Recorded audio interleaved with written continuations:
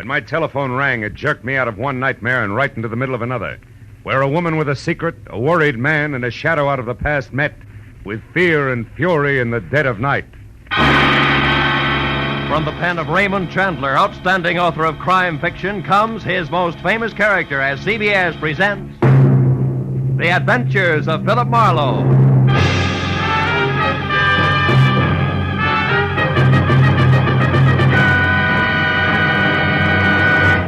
And now, with Gerald Moore, starred as Philip Marlowe, we bring you tonight's exciting story, The Friend from Detroit.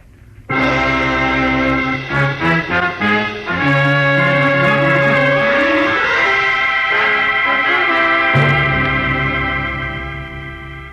was a wood nymph dressed in nothing but a veil of dewdrops. She was pirouetting from one huge bluebell to another on gossamer wings. And with every turn, she smiled and came closer. But just as I reached out for a hand, something happened. The bluebells changed into old tomato cans and started to ring. A bandy-legged little man with a jackhammer went to work on my head. I fell over a cliff, and just before I landed on a red-hot pile of broken Scotch bottles... Oh, I woke up. But the jackhammer didn't stop. I switched on the light and looked at my watch. It was 1 in the a.m., and the phone on my bed table was screaming for an answer. Hello? Marlowe, this is Dave. Betty's gone. She's in trouble. You gotta help me, Marlowe. You gotta come over to my apartment right away. Wait a minute. Who is this? Dave Pryor. I run the coffee joint on the corner. You know me. Yeah, sure, Dave. I remember. What's the matter? My wife, Betty, she's gone. You gotta help me. Dave, it's 1 o'clock in the morning. I'm in bed. Besides, you know I don't monkey with family quarrels. It's not like that, Phil. Believe me, I'm scared for her. Phil, please, come over to the apartment. 2000 Beechwood right away. It's a matter of life Okay, I'll be there in 10 minutes.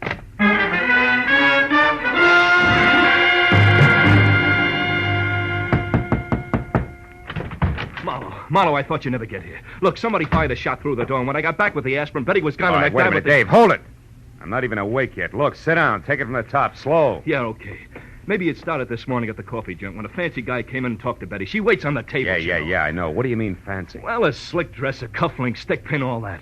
I didn't know him, and Betty tossed him off to me as a masher. Maybe he was, but she seemed upset. Slower, huh? Oh, yeah, sure. Well, tonight about 9, another guy came in, a chunky bird with a deep voice. Betty had just got back from shopping, and I was in the kitchen. See, when I heard a tray of dishes fall and Betty came back white as a sheet, she was scared, Phil, scared stiff. Hey! Oh, I'm sorry. All right. Go ahead. I looked out, and that chunky guy was leaving. Betty insisted he had nothing to do with it, that she was just nervous. Was somebody else in the place at the time? Let's see. Yeah, some Tribune reporter that comes in every night was up at the counter. He was the only one. And Betty stayed on the job till you closed, huh? Yeah, till midnight. But, Phil, she was in a bad shape. Mm-hmm. After we got home here, she sent me out with some aspirin. I was only out for 15 minutes, Phil. When I came back, she was gone. And look, this bullet hole in the glass door to the backyard. Somebody out there shot at her and maybe hit her or something. All right, Dave, steady. Now take it easy. You and Betty have a gun? No. Why? Well, in the first place, the bullet went out through this glass. It didn't come in. And another thing, Dave, who did you call tonight after you phoned me? Why, nobody. Phone directory on the dresser here is open to the B's. Boone to wardrobe. Mean anything to you? No, I didn't even realize it was over there. I looked you up in the classified. Mm-hmm. Okay, come on. Let's take a look in the backyard. Any light out there? Yeah, I rigged one up for the barbecue.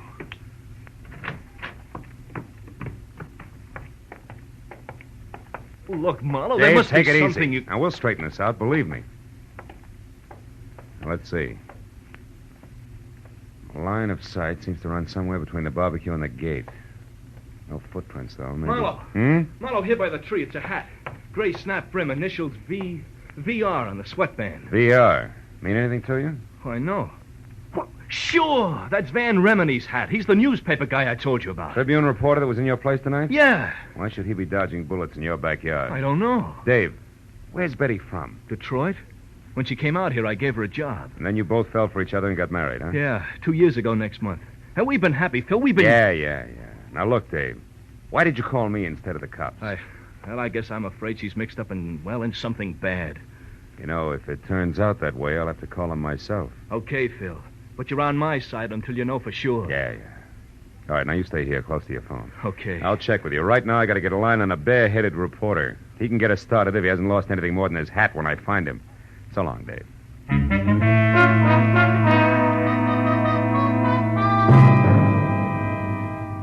reporter's hat, 2 strangers, and a bullet hole somehow added up to the fast fate of a hard-working kid named Betty, whose husband's only claim to fame was selling the best cup of coffee in town. It made no sense, but as I walked up the street toward my car, I figured that through Van Remini, I could get to the first answer. I was wrong. The first answer got to me. A thick hedge suddenly sprouted arms. One jerked me around while the other held the cold throat of a .45 against my throat. Your car registration tag says your name is Philip Marlowe. No kidding. How do you suppose that happened? But it doesn't mention your racket. Shamus, maybe? Could be. And you? I'm a tourist. Oh, sure. Just out to see the sights. That's it. One in particular. $25,000 that belongs to me. I don't want any interference from you or that square inside there. You mean Dave Pryor? I mean Dave Pryor. I'll go back in there and tell him to cool off. The little woman is all right. She's just helping an old friend, you might say. Might I say you're the friend? Never mind. Unless Mr. Jitters in there kicks up a fuss, everything will be fine. Betty knows what she's doing. She's got a lot of talent for it. Too much to waste slinging hash. And remember what I said, Marlowe. Lay off. I'll remember more than that about you, Foghorn. Just remember to count 10 before you move, boy. Well, there's no point in trying to outsmart a .45. And with 3 steps, Foghorn vanished in the night. Also gone was a big chunk of my respect for a doll named Betty Pryor and a taste in old friends. Just so I wasn't jumping to conclusions, I went to my car and drove down to Hollywood Boulevard. At the first all-night gas station, I stopped and put in a call to the Tribune, where a guy on the desk told me, through a mouthful of mangled cigar, that unless Remini was at Bungalow 24, Beverly Crest Hotel, covering the murder of an ex-Detroit hood, he was fired. Then he hung up. But the one word Detroit made the call a jackpot, so I headed for the hotel on the double. It was pink and Spanish and squatted in a grove of well-behaved palm trees at the edge of a domesticated jungle, which gave the illusion of privacy to a string of bungalows that weren't. But number 24 had all the privacy of a glass-faced cutaway beehive when I pulled up in the middle of 2 squad cars and an ambulance and went inside. Sprawled on the floor in front of a desk was the very well-dressed Exhibit A, complete with cufflinks and stickpin, and presiding as usual was Detective Lieutenant Ibarra, who didn't see me until I walked up beside him. What are you doing here, Marlowe? I can smell blood clear across town. What's the story, Ibarra? The name is Speck Willard, a gambler from Detroit. Retired out here to California a few years back to play horses and women. He was shot to death at about 8 o'clock tonight by a person or persons unknown. Another gang job? No, I don't think so. Looks more like armed robbery that'd get out of hand. How so? We found a currency wrapper from a local bank that read $25,000 in an open drawer in the bedroom. And one of the bellhops saw a woman, unidentified so far, run out of here about the time the coroner says that Willard was shot. A woman? Yeah. That fits because he was known to be quite a nightclubber and general playboy. You wouldn't happen to know something about this woman, would you, Marlowe? Me? Certainly not. No, I'm after a man, a live one, I hope. Mm-hmm. Well, look, Marlowe, take this nickel. In case you should just happen to hear something, I want you to spend that on a phone call to the police department. Now, who is it you're looking for? A Tribune reporter named Van Remini, you know him? Unfortunately, that's him over there, the sticky-fingered one by the window, swiping that book of matches just now, the one without a hat. Oh, yeah, I know. Thanks, Lieutenant. I'll see you. Hey, Remini, can I talk to you a minute? Yeah, sure. What's on your mind? I'm Philip Marlowe, private detective. Well, don't apologize. What's up, Marlowe? Know a girl named Betty Pryor? Pryor? Mm-hmm, yeah. Yeah. She and her husband run a one-arm joint on Franklin, don't they? That's right, Remini. I understand Betty got into a little trouble tonight. Heard about it? Nope. Wouldn't worry, though. Trouble's not new to Betty. Yeah, that's one popular school of thought. Incidentally, you seem to be going a long ways out of your way on this run-of-the-mill murder story, Remini. You're taking a long way around to the point, pal. Get with it. I'm in a hurry. Okay, pal. But keep it under your hat, won't you? The gray one, I mean. Oh, so that's how Yeah, that's the way it is, yeah. Now, do you mind telling me what you saw in Pryor's backyard tonight? You name it. Shall I play dumb or lie? Suit yourself. See, my press card's just as good as your license, sweetheart. It gets me in, gets me out again. In my dodge, that's called reporting. Remini, I'll squeeze the truth out of you eventually. I'm sorry I can't wait. I've got a deadline. Anything else? Yeah, one thing, a match. Yeah, sure, Marlowe. Anytime. Thanks. Mm-hmm. And, Remini, Yeah? don't hang on too long, huh? Liable to singe your pinkies. The reporter blew out the match and looked at me steadily for a moment. and his lips shaped a word I ignored. Then he walked away. I had seen enough of the book of matches he'd stolen to know it was in the Star-Kissed Room, a glossy, glass-roofed dine, dance, and drink emporium near Arthur Murray's studio on Wilshire Boulevard. So I made like I was in for the night and watched Remini leave. All the way to his car, he kept looking back over his shoulder as if he expected to be followed.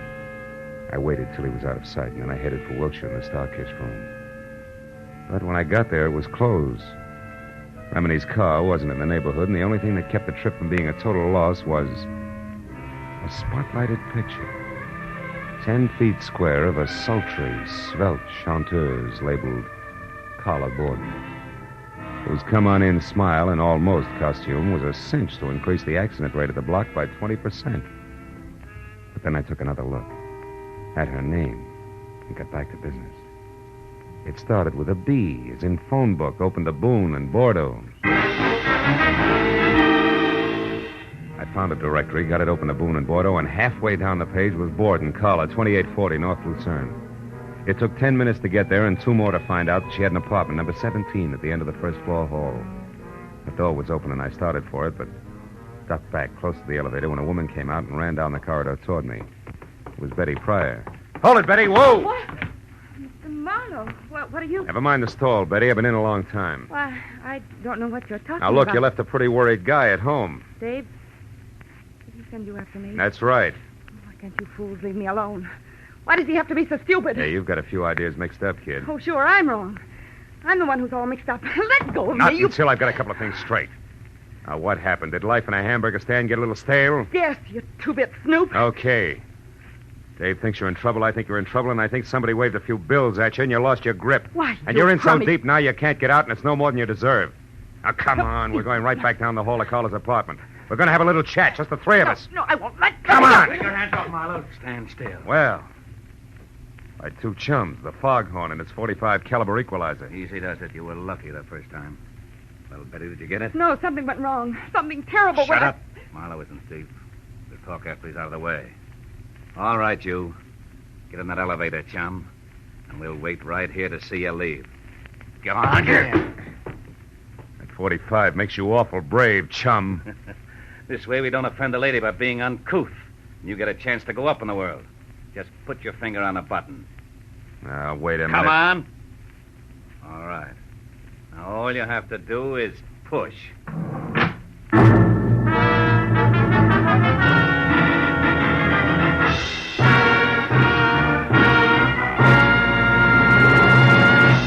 In just a moment, we will return to the second act of The Adventures of Philip Marlowe. But first, the most famous neighbors in radio, the Ronald Colemans, will pay Jack Benny a visit again tomorrow as CBS's Great Sunday Night gets underway with another star-studded group of famous entertainers. Amos and Andy, Lum and Abner, Eve Arden as the gay schoolmistress, our Miss Brooks, and Helen Hayes as a hillbilly. These are only 4 more of the 10 great entertainments which will come your way tomorrow night. Go visiting with the Colemans on all of these same stations on The Jack Benny Show and hear the rest of CBS's Great Sunday Night 10 as they come one by one over most of these stations. And now, with our star, Gerald Moore, we return to the second act of Philip Marlowe and tonight's story, The Friend from Detroit.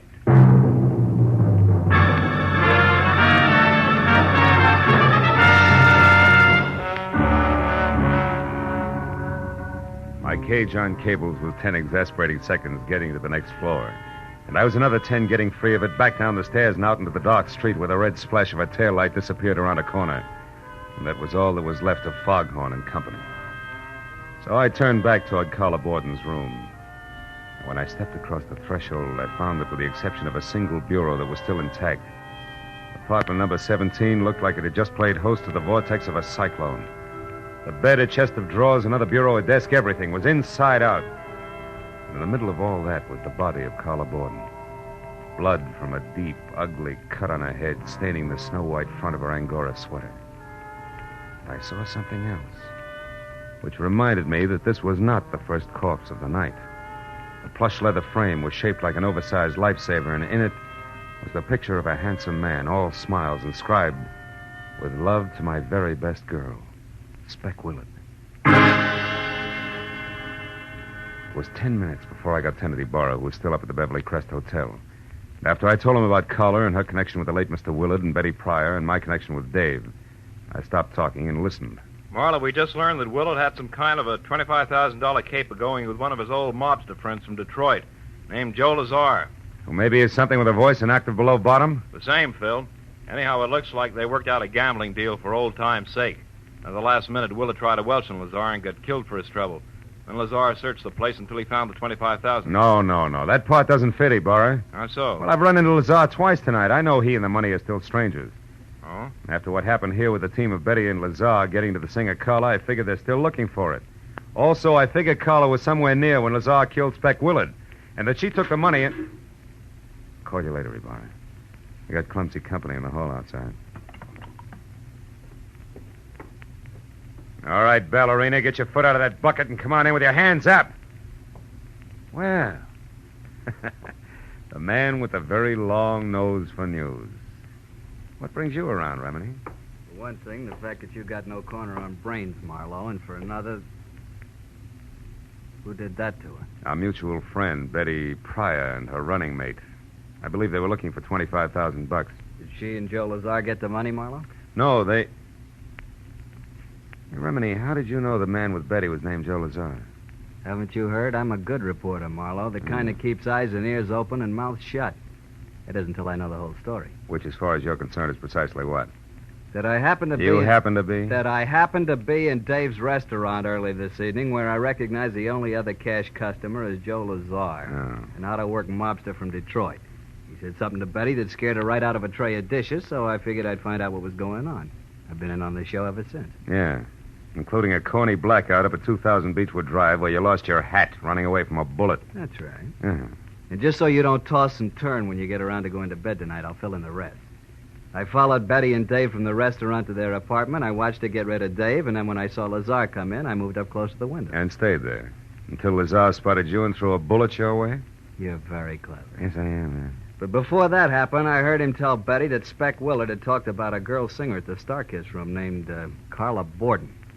And that since he didn't know Carla on sight, she could have been the lady he'd seen running out of Spec's apartment with a 25 gram. Oh.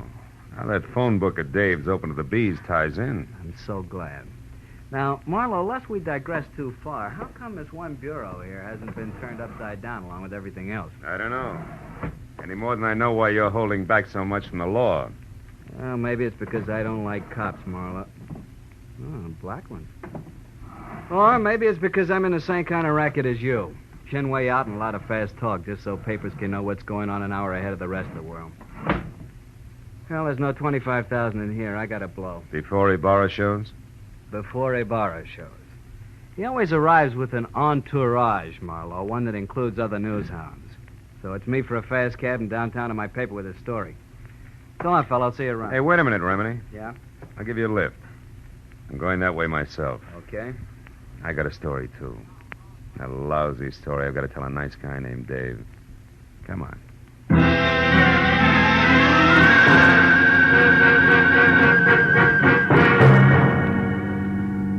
All the time we drove, Remini half-faced me and smoked one cigarette after another while he rattled on about Joe Lazar. The great story he had and a lot of other things I didn't hear because From here to there. I was busy trying to find the right words with which to tell Dave Pryor that his wife was no good. So when we were about halfway to Beechwood Drive and Remini, who was pushing close to his deadline, decided to get out and phone his story in from a drugstore, I was glad. So long, Marlowe.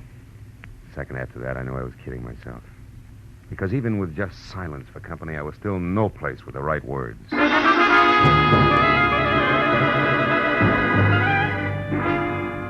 minutes later, when I stood in front of Dave on the steps to his house and stammered out the facts just as I had run across them, I forgot about words, right or wrong.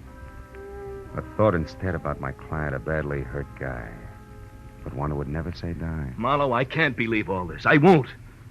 Tell me, where's Betty now? I don't know, Dave. Now, look, maybe we ought to head for police headquarters because sooner or later we're each going to have a story to tell Lieutenant Ibarra. Come on, my car's over here. Oh, okay, Phil. I guess that's the only thing to do, all right. Yeah, I guess so.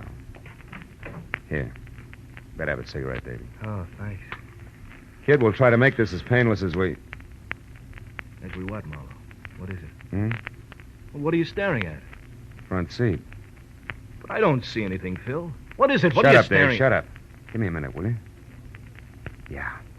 Yeah, sure. Come on, Dave. Pile in. But why, Marlowe? Where are we going? Starkist room to play a long shot.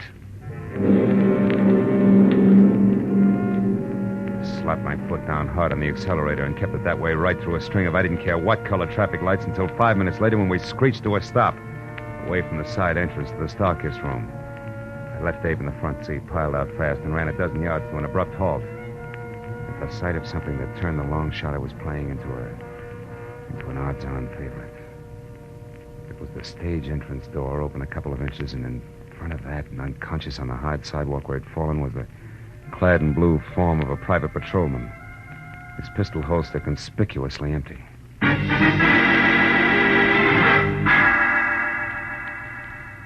Inside, I slowly picked my way along an L-shaped corridor until I saw a shaft of bright yellow from a flashlight. It was moving away from a door marked Carla Borden. It brought me up short and flat against the wall. But then as the man on the other end of the beam of light moved away from me, I got a very steady grip on the .38 in my pocket and started after it. A minute later, he entered the main room of the club, and it was there, as he started across the glass-ceiling dance floor, that I recognized the very self-confident gait of a very self-confident guy. And that made the next move mine. Bar's closed, Remini, and don't move, Buster. I'll blow your head off. Ah. Looks like you're making news this time, good reporter. Or isn't that package in your hand the 25 grand you just found in Carla Borden's dressing room, huh?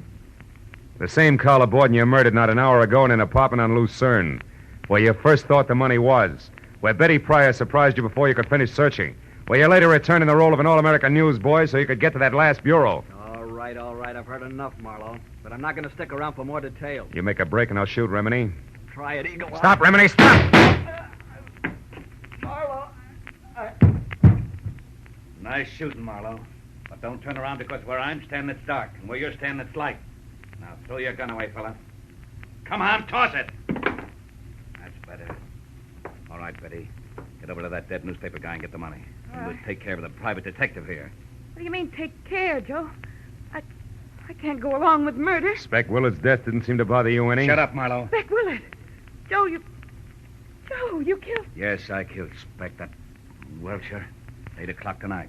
And I had to stay undercover, but still get my hands on the money. So, I came to you for help. I didn't tell you about the killing because I didn't think you'd play ball if you knew about it. Now, all that's history now, and I'll still go to your dear husband, Dave, and talk lots about the kind of cheap kid you used to be in Detroit if you don't get moving. Now, what do you say, Betty? I say no, Joe. I also say I made a mistake in the first place, letting you use me to run your filthy errands, just so the guy I love wouldn't have to know about the kind of people I once ran around with, before I had any brains. All right. That's the dumb way you want it. That's the dumb way it'll be. And taking care of 2 years is much harder than taking care of one. What about 3, Lazar? Dave, stay back! No, Marlowe, no. I've stayed back too long already. I've stayed back while Betty has been risking her life to protect what we've got. If you take another step, I'll shoot, kid. I warned you for the last time. Stay back. No, Lazar, I won't. You thinking scum, Lazar? Oh, Dave, you're hit. Yeah. But I'll be all right. I'll be all right now, Betty.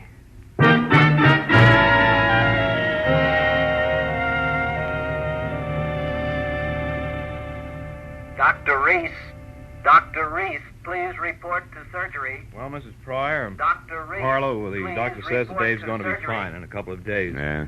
Caught one on the shoulder, the other on the hip. He certainly had courage, didn't he? Yeah, and you did all right, too, Betty.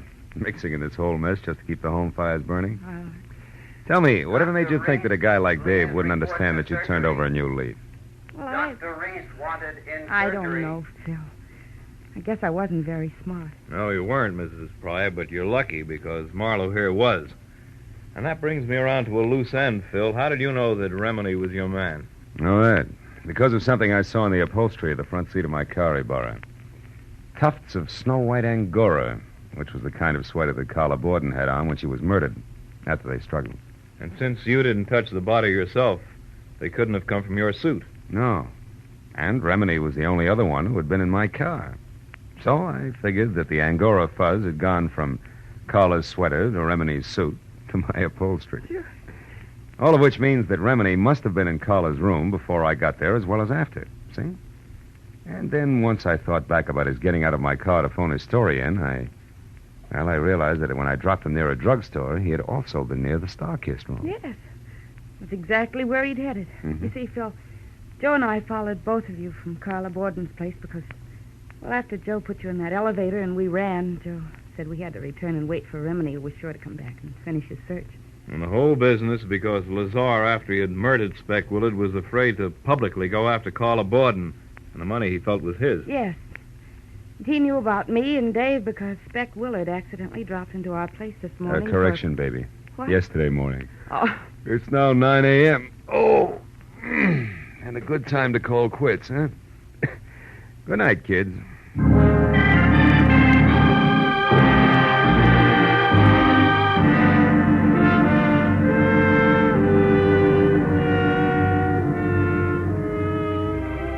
Well, by the time I got back to my apartment on Franklin, it was 10:30 in the too bright morning. I was sporting sandpaper eyelids and a knot in the small of my back that felt like a wet dish rag.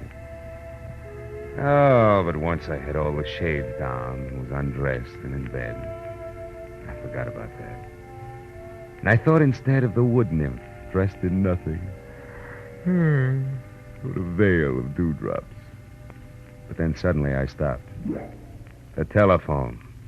I got out of bed. I picked it up with both hands, opened the dresser drawer, and jammed it deep under all the socks I owned.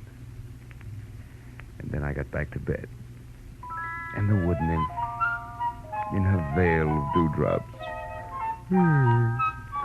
she was pirouetting from one huge bluebell to another. Oh, my. On gossamer wings.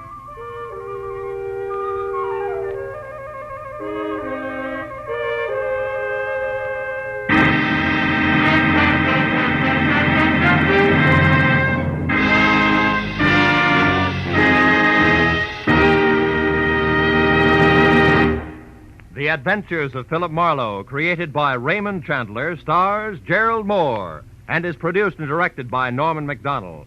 Script is by Mel Donnelly, Robert Mitchell, and Gene Levitt. Featured in the cast were Virginia Gregg as Betty Pryor, Peter Leeds as Dave Pryor, Harry Bartell as Van Remini, and Ed Begley as Joe Lazar. Lieutenant Detective Ibarra was played by Jeff Corey. The special music was by Richard Orant. Be sure and be with us again next week when Philip Marlowe says... It was a hunt through a jungle of city streets, with danger waiting at every intersection, until halfway through, when the hunters became the hunted, and death brought an end to the game.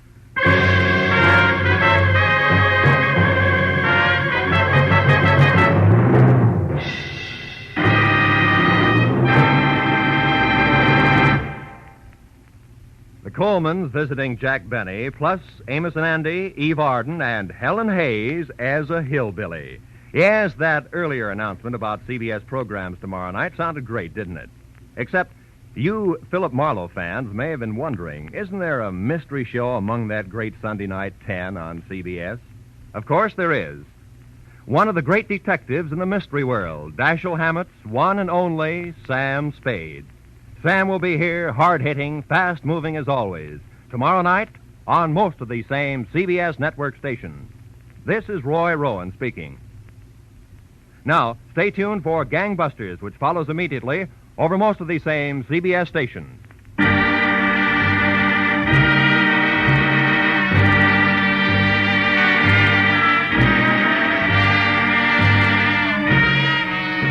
This is CBS, the Columbia Broadcasting System.